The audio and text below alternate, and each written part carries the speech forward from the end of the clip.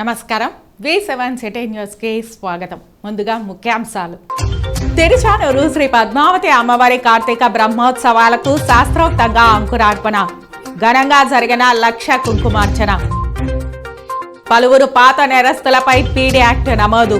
శాంతి భద్రతలకు విఘాతం కలిగిస్తే కఠిన చర్యలు తప్పవని ఎస్పీ సుబ్బరాయుడు హెచ్చరిక.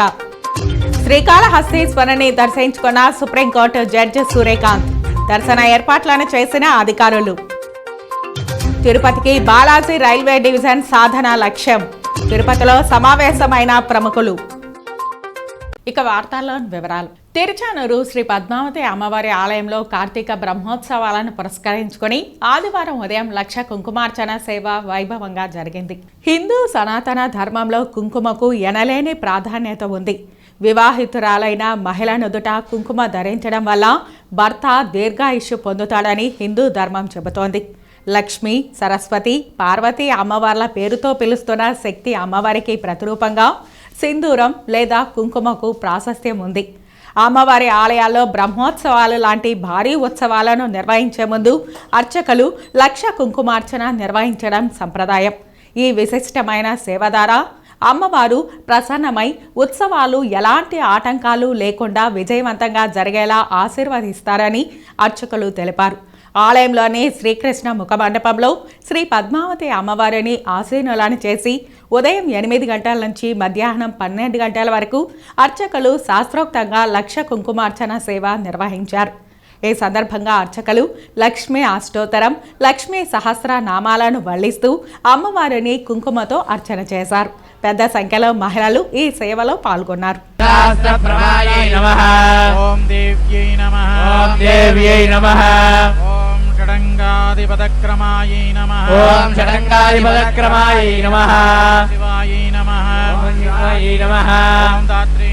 ఓం దాత్రే నమరాయ నమః.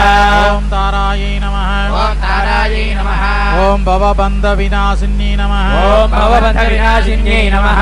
ఓం విశ్వంబరధరాయ నమః. ఓం విశ్వంబరధరాయ నమః. ఓం. జిల్లాలో శాంతి భద్రతకు, ఆస్తులకు ముప్పుగా వ్యవహరిస్తున్న వ్యక్తులపై ముందస్తు చర్యగా ప్రివెంటివ్ డిటెక్టివ్ యాక్ట్ కింద తిరుపతి జిల్లా పోలీసులు కఠిన చర్యలు చేపట్టారు. నేరానికి దారితీసే పరిస్థితులను ముందుగానే అరికట్టే ఉద్దేశంతో హత్యాయత్నం, మహిళలపై నేరాలు, అక్రమ రవాణాదారులు, దోపిడీదారులు, గంజాయి మరియు మాదక ద్రవ్య నేరస్తులు, రౌడీలు, అనైతిక రవాణా నేరస్తులు, భూ కబ్జాదారులు లాంటి నేర చరిత్ర గల వ్యక్తులపై పీడీ యాక్ట్ అమలు చేయడం జరుగుతుందని జిల్లా ఎస్పీ సుబ్బరాయుడు తెలిపారు. తిరుపతి పోలీస్ గెస్ట్ హౌస్లో ఏర్పాటు చేసిన విలేకరుల సమావేశంలో ఎస్పీ వివరాలను మీడియాకు వెల్లడించారు. ఇప్పుడు 6 మెంబర్స్పై పీడీ యాక్టు నమోదు చేయడం జరిగింది.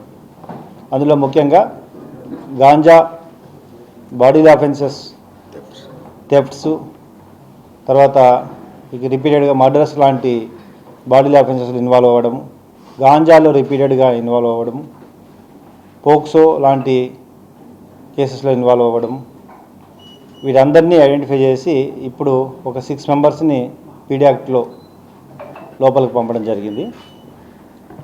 ఈ చర్య ద్వారా ఎవరైతే శాంతి భద్రతలకు విఘాతం కలిగిస్తూ రిపీటెడ్గా అఫెన్సెస్లో ఇన్వాల్వ్ అవుతారో వారిపై ఇంకా కొంత లిస్ట్ని ప్రిపేర్ చేసి తర్వాత కాలంలో వారిపై కూడా చట్టపరంగా ఈ పీడీ యాక్ట్ ఇంప్లిమెంట్ చేయడం జరుగుతుంది.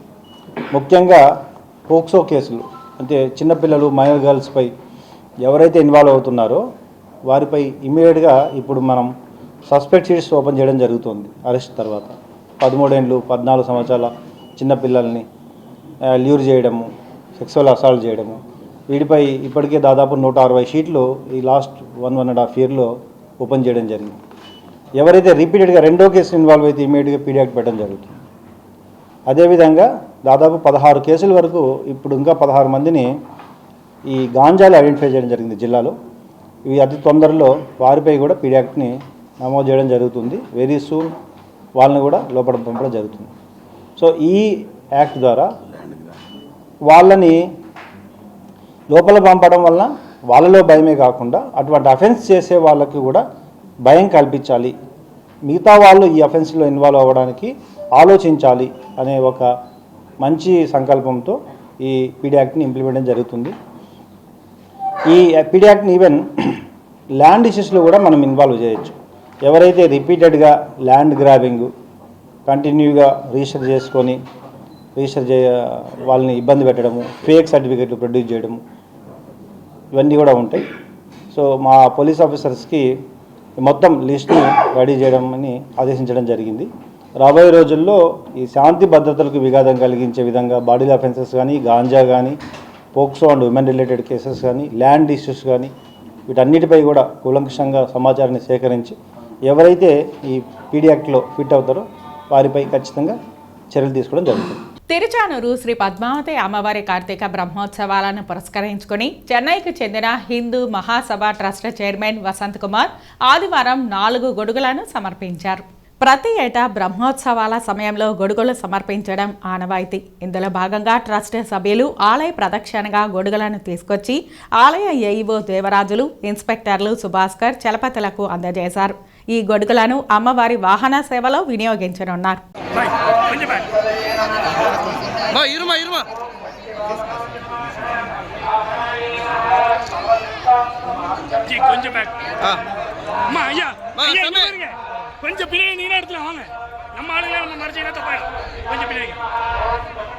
తిరుపతి బాలాజీ రైల్వే డివిజన్ సాధన కోసం ఆదివారం మేధావుల సదస్సు జరిగింది. తిరుపతికి బాలాజీ రైల్వే డివిజన్ కోసం సమగ్ర కార్యాచరణ ప్రణాళికను రూపొందించింది.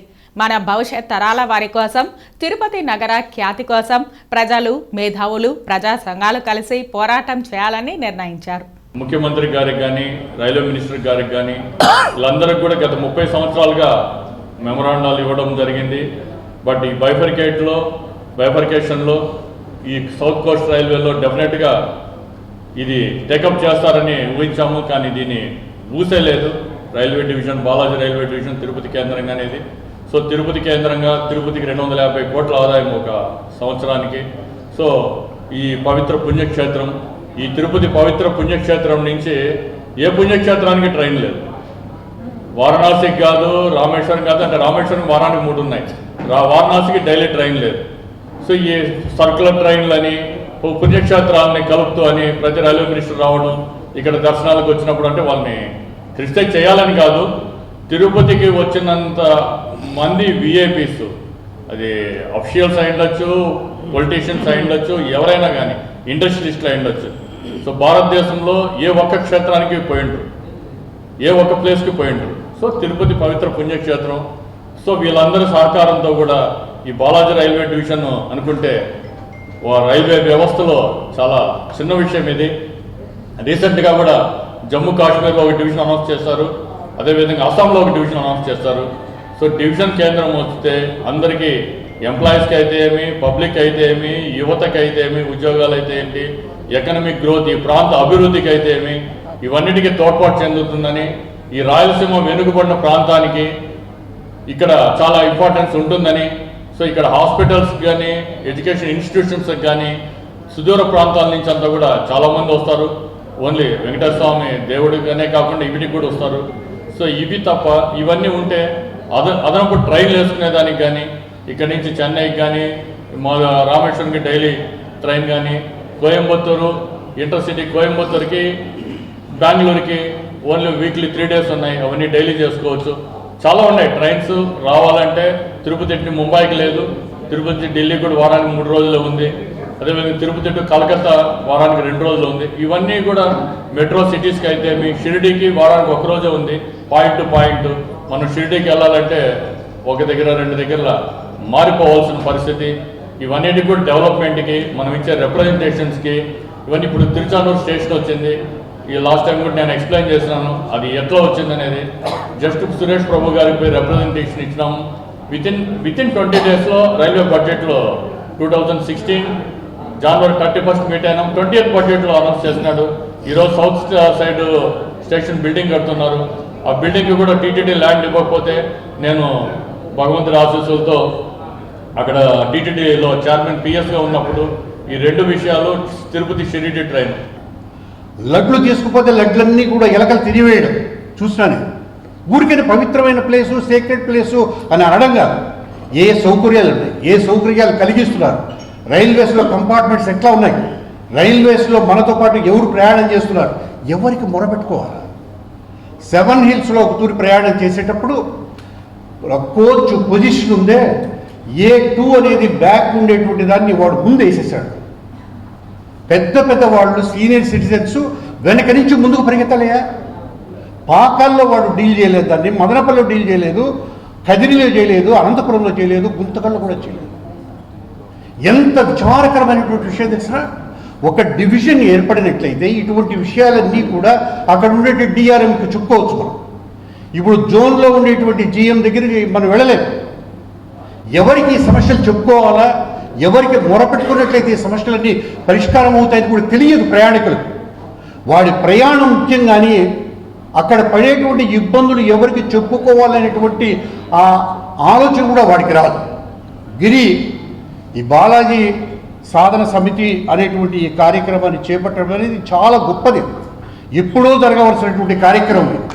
తిరుపతిలో ఉండేటువంటి మనం అందరం, రాజకీయ పార్టీలు కానీ, రియల్ ఎస్టేట్ వాళ్ళు కానీ, విద్యావంతులు కానీ, లేదా విశ్వవిద్యాలయాలకు సంబంధించిన వాళ్ళు కానీ అందరం ఏకమై కార్యాచరణ అన్నాడు గిరి. ఊరికైనా మనం మాట్లాడుకోవడం కాదు. ముఖ్యమంత్రికి విజ్ఞాపతి పత్రం ఇవ్వడం, లేదా రైల్వే మంత్రికి విజ్ఞాపతి పత్రం ఇవ్వడం, లేదా ప్రధానమంత్రికి ఇవ్వడం. ఇప్పుడు పుట్టపర్తిలో చూడండి, మనం పుట్టపర్తిలో ఒక వ్యక్తి స్వామి, మనకు స్వామిగా ఉన్నాడు ఇక్కడ. కానీ పుట్టపర్తిలో ప్రశాంత నిలయం అనేటువంటి రైల్వే స్టేషన్ అద్భుతంగా అభివృద్ధి అయినటువంటి రైల్వే స్టేషన్. ప్రశాంత నిలయం నుంచి ప్రతి కొన్ని ప్రత్యేక రైళ్లు నడపడం కూడా మనందరికీ తెలుసు. ఇందాక గిరి అన్నట్టుగా మనకు ప్రత్యేక రైలు ఇప్పుడు తిరుచానూరు నుంచి 2 స్పెషల్ ట్రైన్స్ ఉన్నాయి. మీకు తెలిసినో తెలియదో, ఎప్పుడు మనం బుక్ చేసుకోవడానికి ప్రయత్నం చేసినా ఒక ట్రైన్ క్యాన్సిల్డ్ అని వస్తుంది. స్పెషల్ ట్రైన్ అని ఎందుకు వేయడము, ఎందుకు క్యాన్సిల్ చేయడము, క్యాన్సిల్ చేయడానికి కారణం కూడా వాడు చెప్పడు. కాబట్టి రైల్వేలో అందరూ మన ఊళ్ళో ఉండేటువంటి రాజకీయ నాయకులు కానీ, అధికారులు కానీ ఎక్కువ మంది ప్రయాణం చేయటం వల్ల వాడు ఎవడు కూడా రైల్లో ప్రయాణం చేసినట్టయితే రైళ్ళ దుస్థితి ఎట్లా ఉంటుందో మనకు తెలిసింది. ఇటువైపు అనంతపురం నుంచి వచ్చేటువంటి ట్రైన్స్ మీకు తెలుసో తెలీదో, చంద్రగిరిలో దగ్గర గంట సేపు వేసేస్తాడు ఈ ట్రైను. ఇక్కడ ప్లాట్ఫామ్లో మనకు అక్కడ ఖాళీ లేదు.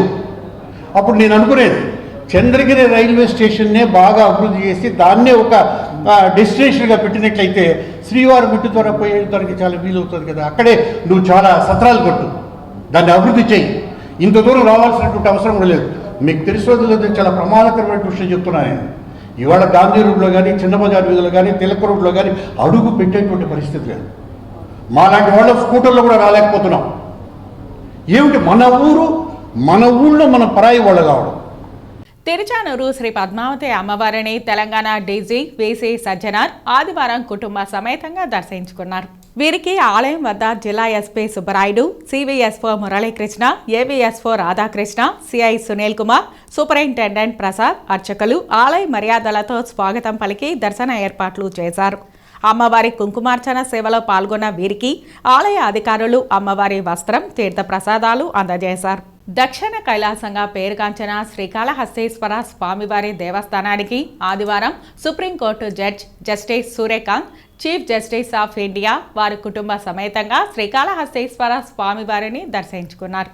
వీరికి ఆలయ చైర్మన్ కొట్టే సాయి ప్రసాద్ మరియు కార్యనిర్వహణ అధికారి బాపిరెడ్డిలు సాదరంగా ఆహ్వానించి అంతరాలయ దర్శనం, వేద పండితులచే ఆశీర్వచనం ఏర్పాటు చేశారు. గురుదక్షిణామూర్తి స్వామి సన్నిధిలో స్వామి అమ్మవార్ల తీర్థ ప్రసాదాలు, చిత్రపటాన్ని అందజేశారు. ఈ కార్యక్రమంలో జిల్లా జడ్జ్ అరుణ సారిక, ప్రోటోకాల్ జడ్జ్ గురునాథం, స్థానిక కోర్టు న్యాయాధికారులు శ్రీనివాస్ నాయక్, బేబీరాణి, కృష్ణప్రియ పాల్గొన్నారు.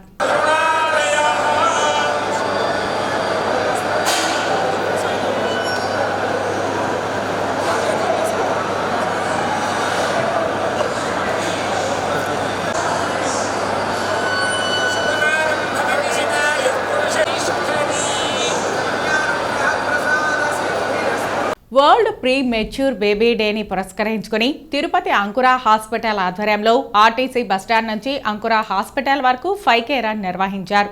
అనంతరం వైద్యులు నెలల్లో తక్కువగా పుట్టిన పిల్లల మరణాల తగ్గుదలకు తీసుకోవాల్సిన జాగ్రత్తలపై ప్రజలకు, వైద్య సిబ్బందికి అవగాహన కల్పించారు. And their families, Ankura Hospital in association with Ayu Foundation has been conducting this pre-marathon every week, every month, every year. And last year also we have conducted, and this year also. And I would like to extend their families the support that we are all giving. We are all there for you. So we will make this event a great success. Thank you. So World Prematurity Day. So first of all, I want to tell what is preterms. So anyone know? I think a lot of parents and healthcare staff are there.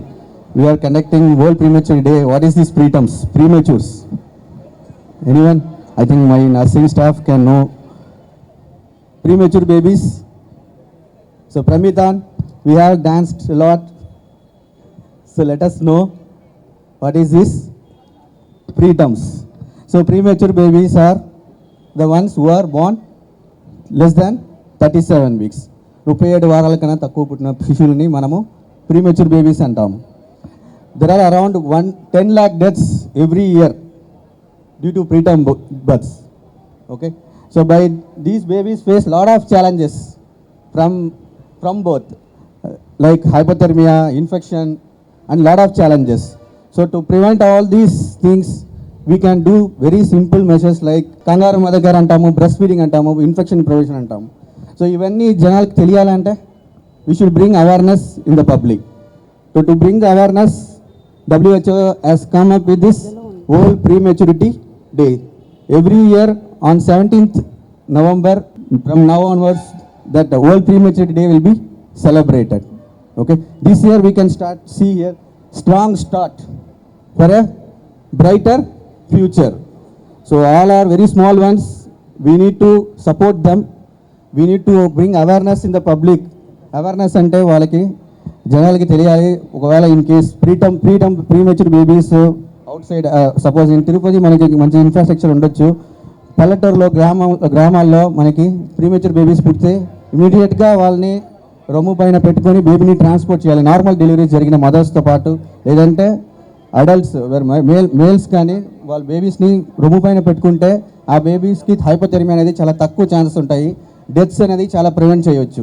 ఇలాంటి simple treatments అనేది మనకి జనాలకి చెప్తే డెఫినెట్గా మనం death rate premature babies వల్ల death జరిగేది 10 lakhs అంటున్నాం.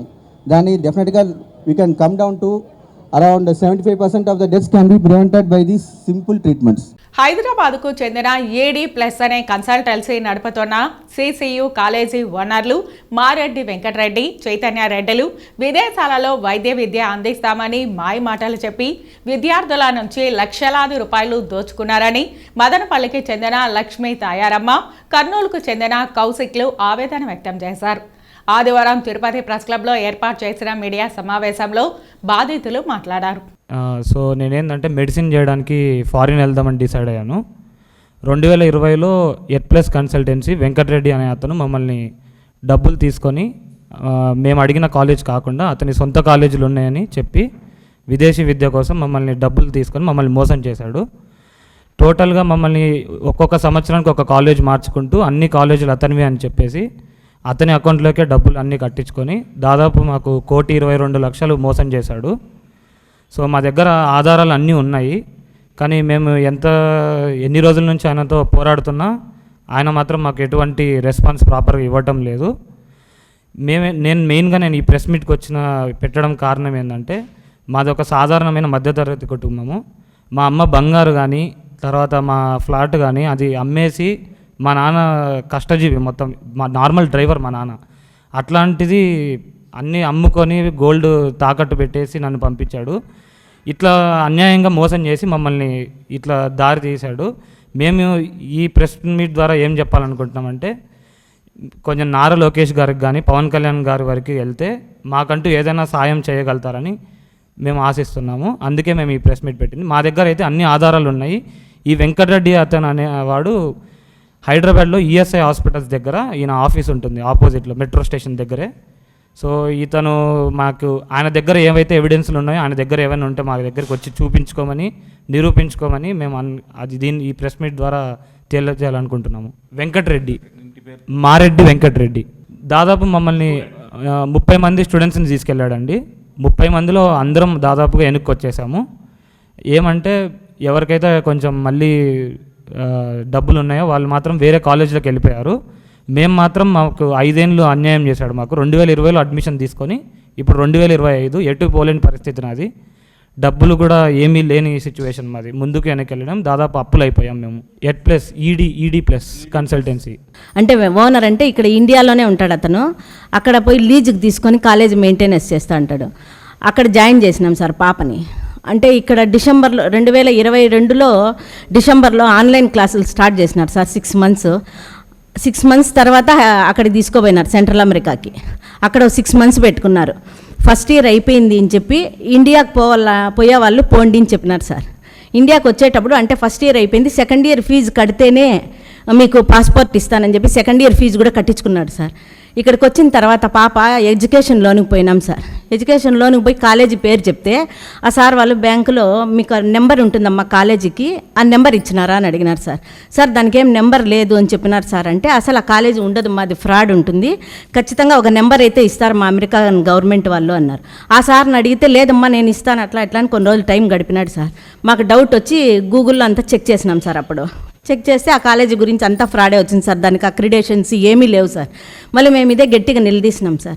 తీస్తే అయిపోయామన్నాడంటే అమ్మ ఇదే కాలేజీ పక్కన ఇంకో దేశంలో సెయింట్ లూజియా అనే దేశంలో ఇదే కాలేజీ ఉందిమ్మా, సెకండ్ ఇయర్ అక్కడ జాయిన్ చేద్దాం పాపని అన్నాడు. ఇండియన్ రూల్ ప్రకారం అయితే ఎంబీబీఎస్ ఒకే కాలేజీలో చేయలేదు సార్ 5 ఏండ్లు. మేము ఆ మాట అడిగినాం. ఆ మాట అడిగితే మీకెందుకమ్మా ఫస్ట్ ఇయర్ కూడా పాప అక్కడే చదివినట్టు నేను సర్టిఫికెట్ ఇస్తానన్నాడు. సర్టిఫికేట్ ఇస్తానంటే మాకు కొంచెం భయం అనిపించింది సార్. ఇప్పుడు ఇండియాలో అయితే తెలీదు, ఆ దేశానికి పోయినప్పుడు పాస్పోర్ట్లో ఆ దేశంలో ఈ సంవత్సరం నుంచి ఈ సంవత్సరం వరకు ఉన్నారనే స్టాంప్ ఉంటుంది కదండి సార్. మేము ఆ మాట అడిగితే మీకు అవన్నీ అవసరం లేదుమా, మీరు ఈ దేశంలో చదివినట్టు నేను సర్టిఫికేట్ ఇస్తానన్నారు. సరే దానికి ఓకే అనుకుంటే అక్కడికి పోయినాక చూస్తే సెయింట్ లూజియా పోలేదు సార్ పాప. పోకుండానే అక్కడ సర్టిఫికెట్ ఇచ్చినాడు సార్. కామన్వెల్త్ అనే కాలేజీది ఇచ్చినాడు సార్. అదేం సార్ మీరు సిసియు అనే కాలేజీ ఇస్తానన్నారు కదా, మరి కామన్వెల్త్ అనేది ఇచ్చినారంటే వాళ్ళదేలేమ్మా ఇది కూడా అని అన్నారు సార్. మాకు అర్థమైపోయింది సార్ వీడు ఫ్రాడ్ చేస్తాన్నాడు అనేసి. మా డబ్బులు మాకు ఇచ్చేయి, నువ్వు ఫ్రాడ్ చేస్తానవని అర్థమైపోయింది. 2 కాలేజీల సర్టిఫికెట్లు మేము పెట్టుకొని ఎట్లా ఇది చేయాలా అనేసి అంటే ఏం చేసుకుంటూ చేసుకోపో, నీ వల్ల ఇది చేసుకోపో అన్నాడు సార్. నేను 1 సంవత్సరము 2 నెలల ముందు పవన్ కళ్యాణ్ సార్కు లోకేష్ సార్కు అర్జీ ఇచ్చి వచ్చినాను సార్. నాకు మదనపల్లి సార్ మాది, మదనపల్లిలో 2 టౌన్కి ఇచ్చినారు సార్ వాళ్ళు. ఈమె ఏదో హెల్ప్ కోసం వచ్చింది, హెల్ప్ చేయండి అంటే అక్కడ పోలీసులు మాట్లాడినారు సార్. ఒక 3 నెలలు తిప్పించినారు సార్ నన్ను. 3 నెలల తర్వాత వెంకటరెడ్డితో కూడా నా దగ్గర ఫోన్ నెంబర్ అన్నీ తీసుకున్నారు సార్. అతనితో మాట్లాడితే అతను చెప్పినాడంట సార్ పోలీసులకి, ఆమె మీద నేనే పరువు నష్టం దావా వేయాలని ఉండాను అనేసి. నేను చెప్పినాను సార్ వేయమనండి సార్, నా దగ్గర ప్రూఫ్లు అన్నీ ఉన్నాయి. వాళ్ళు పరువు నష్టం దావా వేస్తే వెంటనే ఆడ పోలీసులు వచ్చి తీసుకొని వెళ్ళిపోరు కదా, వాళ్ళు అడుగుతారు ఎందుకమ్మా ఏమైంది అని. అప్పుడు నేను అన్ని ప్రూఫ్లు అన్నీ చూపిస్తాను సార్ అంటే మళ్ళీ పక్కకు పోయి సారు ఎస్ఐ సారు మాట్లాడే వచ్చినాడు వెంకటరెడ్డితో. 6 లక్షలు ఇస్తాను ఆమెను సపరేట్ గమ్మునుండమనండి అని. సార్ ఫస్ట్ ఇయర్ ఫీజు 15.5 లక్షలు సార్.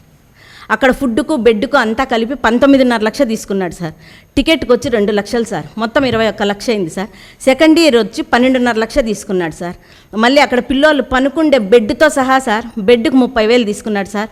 లెక్చీరియా ఫీజు అని అక్కడ ట్యూషన్ చెప్తాండరమ్మా, దానికి 40,000 కట్టాలని దానికి 40,000 తీసుకున్నారు సార్. ఇది సెకండ్ ఇయర్ది సార్. సెకండ్ ఇయర్లో 40,000 తీసుకున్నాడు. మళ్ళీ వీసా ఎక్స్టెన్షన్ అనేసి మళ్ళీ 75,000 తీసుకున్నాడు సార్. మొత్తం అంతా 30 లక్షల పైన తీసుకుండేసినాడు సార్.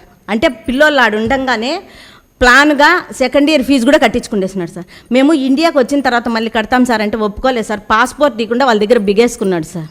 ఇట్లా చేసి మమ్మల్ని ఫ్రాడ్ చేసినాడు సార్. ఎన్నో రకాలుగా పోయి మేము మాట్లాడినాము, మాకైతే ఏం రెస్పాన్స్ ఇవ్వడం లేదు సార్.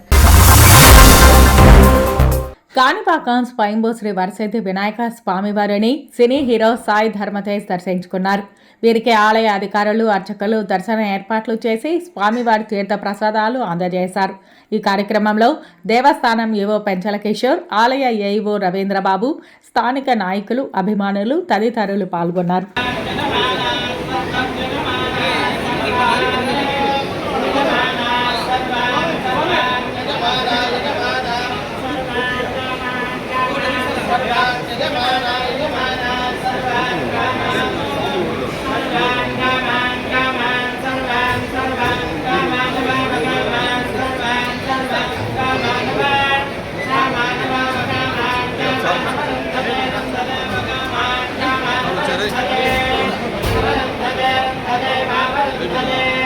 వార్తలు ముగించే ముందు ముఖ్యాంశాలు మరోసారి. తిరుచానూరు శ్రీ పద్మావతి అమ్మవారి కార్తీక బ్రహ్మోత్సవాలకు శాస్త్రోక్తంగా అంకురార్పణ, ఘనంగా జరిగిన 1,00,000 కుంకుమార్చన. పలువురు పాత నేరస్తులపై పీడీ యాక్ట్ నమోదు, శాంతి భద్రతలకు విఘాతం కలిగిస్తే కఠిన చర్యలు తప్పవని ఎస్పీ సుబ్బరాయుడు హెచ్చరిక. శ్రీకాళహస్తీశ్వరుని దర్శించుకున్న సుప్రీంకోర్టు జడ్జి సూర్యకాంత్. దర్శన ఏర్పాట్లను చేసిన అధికారులు. తిరుపతికి బాలాజీ రైల్వే డివిజన్ సాధన లక్ష్యం. తిరుపతిలో సమావేశమైన ప్రముఖులు. ఈ వార్తలు ఇంతటితో సమాప్తం. నమస్కారం.